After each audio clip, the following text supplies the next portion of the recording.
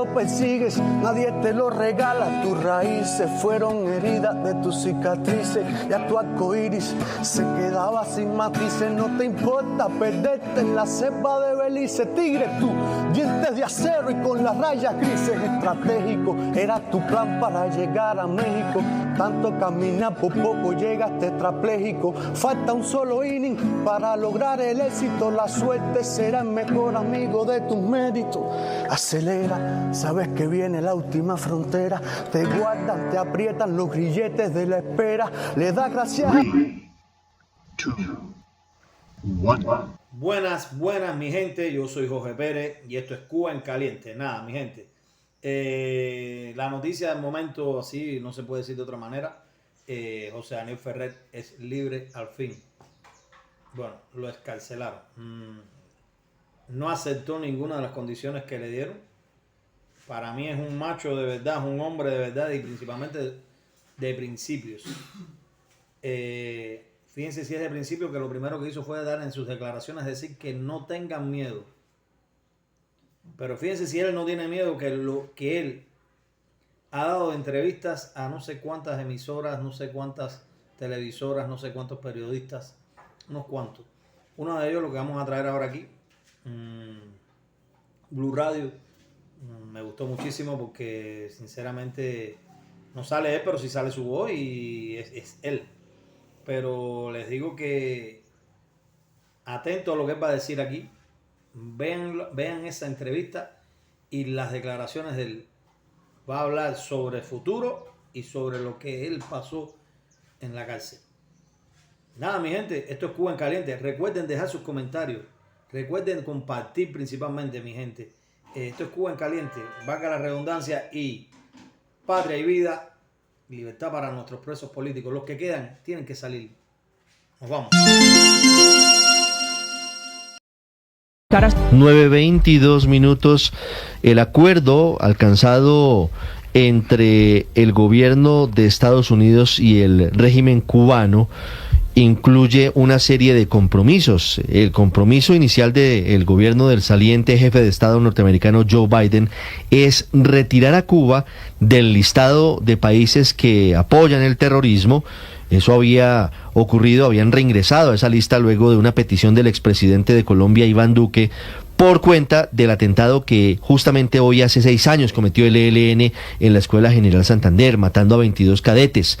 Colombia pidió una extradición a los cabecillas del ELN que estaban en Cuba y Cuba se negó a entregarlos. Ese fue el origen de esa declaratoria.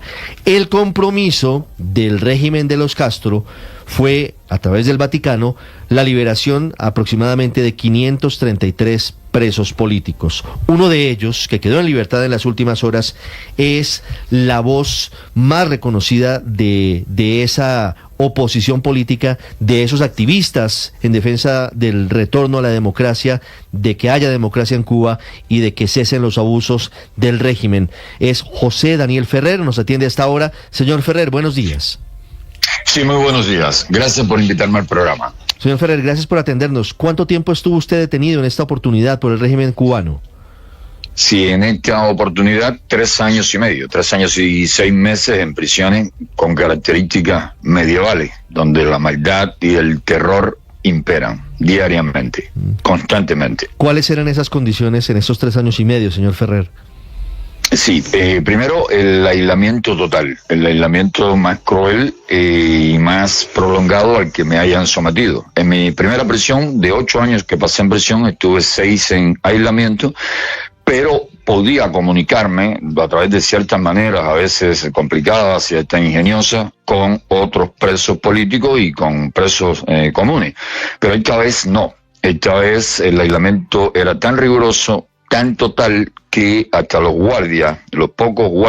pocos carceleros que se atrevían a intercambiar algunas palabras conmigo lo hacían con mucho miedo y frases muy cortas y siempre deprisa, porque temían que la cámara de vigilancia que tenían frente a la celda donde me confinaron pues delatase que habían estado demasiado tiempo cercano a la puerta de dicha celda.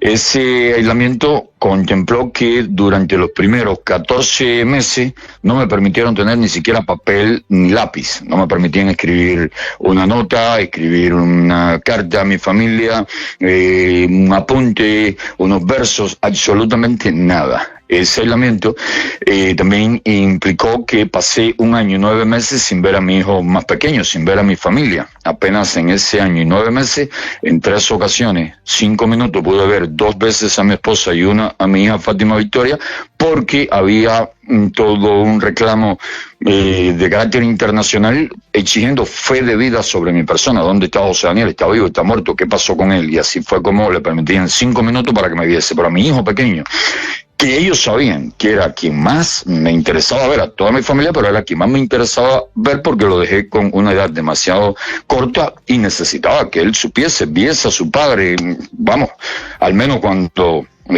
correspondiese la visita familiar según el reglamento de las cárceles del régimen comunista de Cuba, pero ni siquiera en 1 año y 9 meses pude ver a mi hijo más pequeño. Ese aislamiento implicaba pasar en ciertas etapas muchísima hambre, porque los alimentos penales escasos y pésimos yo los rechazaba por completo, y en los primeros tiempos imposibilitaban, creaban todo tipo de dificultad para que mi familia no pudiese llevarme los alimentos necesarios para sobrevivir en una celda en total aislamiento. Luego, gracias a la protesta y a la solidaridad, sí, esto mejoró, ¿no?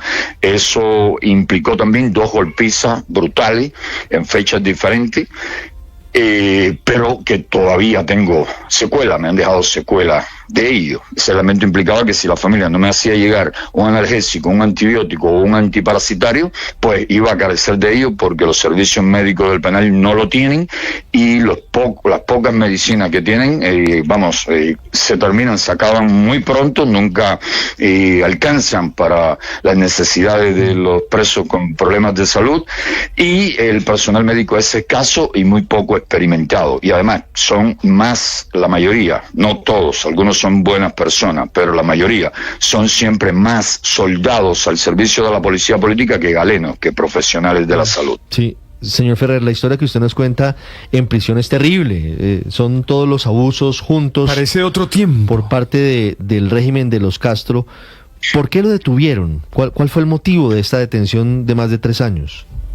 Sí, paso de inmediato a responderle lo que usted me pregunta, pero permítame rápido decirle que la mayor prueba de que las cárceles del régimen comunista en Cuba son un verdadero infierno es el hecho de que el régimen no permite a nadie, no permite a ningún periodista extranjero, a ningún periodista independiente, no permite a ninguna embajada, a la Cruz Roja, a ninguna organización de derechos humanos internacional visitar una prisión, comprobar el nivel de desnutrición, el nivel de enfermedad, de la cantidad de tuberculosos y los casos de sarna, las plagas de chinche, rata, mosca. El régimen no quiere que se sepa que los presos en Boniato, por ejemplo, cazan ratones para asarlos con papel, con lo que encuentren para darle fuego, para comerlos, porque se están muriendo de hambre. Están en una situación verdaderamente terrible con la alimentación y con otras muchas cosas. Por eso es que el régimen no permite que nadie inspeccione, visite sus prisiones.